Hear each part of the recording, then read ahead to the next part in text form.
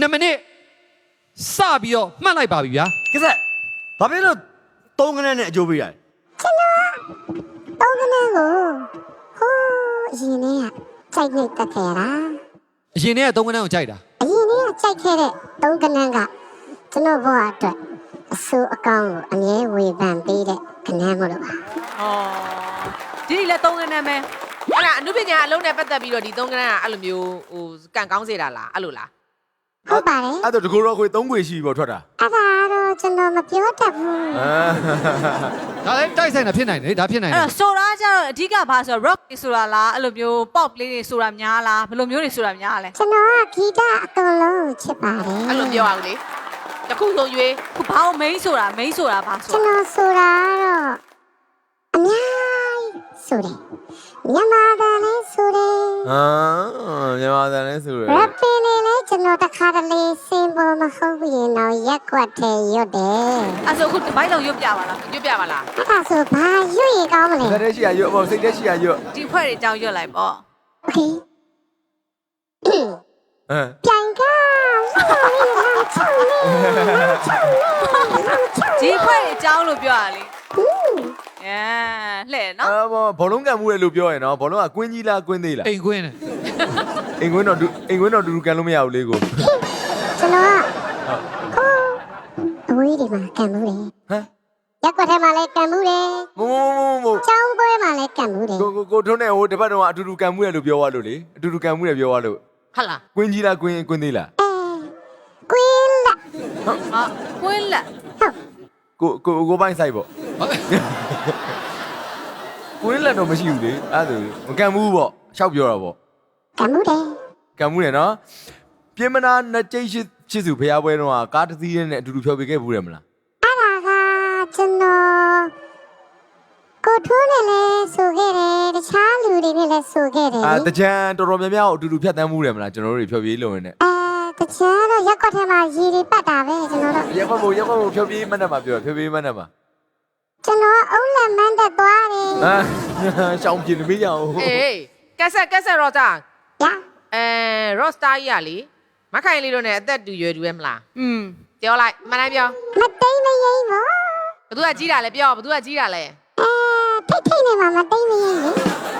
ဖြစ်နိုင်တာ အခုကဒီဒီနဲ့ဆိုလို့ရှိရင်စီနီယာပေါ့ဒီဒီရဲ့စီနီယာပေါ့ ဒီရဲ့စီနီယာကျင်းသေးတယ် ဒီဒီတို့ထက်အစောကြီးဆိုခဲ့တာပေါ့ တယောက်ဆောင်တော့ဆိုရင်စီနီယာ နော် အဆိုလဲမတိမ်မရိမ့်ပါပဲ အဲ ဒီနေ့အခြေမှာလဲစီနီယာပဲနော် ဟမ် အခြေမှလည်းစီနီယာ အခြေရဒါတော့စီနီယာပဲ မခိုင်လေးထက်ငယ်ပြီးကျွန်တော်တို့ထက်စီနီယာကြမယ်မခိုင်နဲ့ဂျူနီယာကြပြီကျွန်တော်တို့စီနီယာကြလောက် မှန်သူသိတယ်လို့နဲ့ ထင်တာပြောတာလေ ဆိုစီကတည်းကအားပေးခဲ့ရ ဒါဆိုတော့အနည်းဆုံး40ပဲ ဇွန်စီလေးတစ်ခွက်လောက်ကပြပါ တခါလောက်ဇွန်စီလေး အဲ့ဒါကောက်ဝမေ့နေပြီ မဖင်လေးလောက်တာလေအရသာလိမ္မာဒီလေးလေ ဒီရေလို့ပြလိုက် တမင်မလောက်တာမခိုင်လေးမလောက်တာမလေး ဆိုတော့မခိုင်လေးနဲ့အတူတူတယောက်ဆောင်ဘူးလားလို့ရိုက်ကူးရေးမှာ ကျွန်တော်ကတယောက်မဆောင်ဘူး ဟမ် တကယ်ပြောရတာဟာလား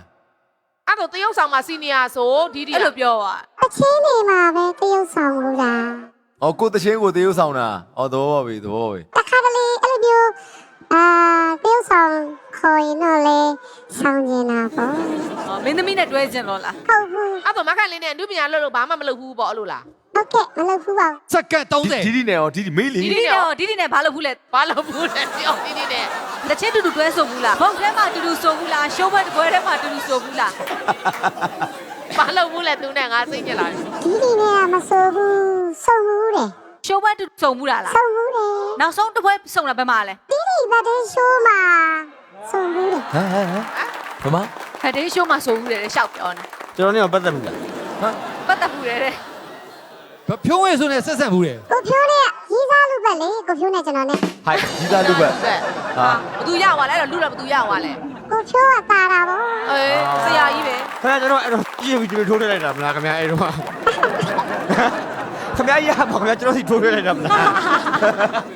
အဲ့တော့ဇောင်းဝင်တချင်းနေဆိုဘူးတယ်မလားလို့အဲ့ဒါဆိုရင် ဆိုဘူးတယ် တချင်းလေးကိုကိုရန်ရေးပြီးဆိုရတာကိုပဲသဘောကျတာမလား ကိုထွန်းရေးပေးရင်လည်းဆိုချင်တယ် မဟုတ်လေကိုရန်ရေးပြီးဆိုရတာကိုပိုကြိုက်တယ်မလားလို့ ကိုတိုင်ရေးတာတော့ကျွန်တော်ရေးမှာပါ မဟုတ်လေကိုရန်ရေးပြီးပဲဆိုနေရမဟုတ်လားလို့ ဟုတ်တယ်လို့မဟုတ်တယ်လို့ပဲ အိမ်တော်ရှိတာလူပြူလား ရှိတယ် မိမကလေနုပညာရှင်ပဲလား ဟမ် ဟောလေ तू ကအိမ်အောင်ရှိတယ်ဆိုလို့ သူ့မျိုးသမီးကမိန်းမာ ဟို တဲ့ ဦးနာပြောရတယ်လေဘောကခါတယ်ဆိုခုကချိုးလိုက်တာ နည်းနည်းတော့ချိုးလာပါပြီ မိန်းမရှိလို့ ဘလို့မိန်းမရှိလို့ချူအောင်ဘယ်ညောက်တော့ဒီနေပါပြောနေရတယ် မသိဘူးလေ ငယ်ဘဝရဲ့လေခါးသီးတယ်ဆိုတာဘာတွေလဲလို့ငယ်ဘဝကဆုံးရှုံးခဲ့တာဘာတွေဆုံးရှုံးခဲ့တာလဲ ပြောလို့ရရင်ပြောပြ မိ ပေး သားစုနဲ့ပတ်သက်တာလားနုပညာနဲ့ပတ်သက်တာလားပစ္စည်းဥစ္စာနဲ့ပတ်သက်တာလား တစ်ခုပဲ ကျေးဇူးတင်ပါတယ်အမအချိန်2မိနစ်ပြည့်သွားပါ2မိနစ်ပြည့်သွားပြီထွန်းတော့ ရတယ်ကိုခဏနေကို ဟုတ် ဟာသိတယ် ဟုတ်တယ် My singer.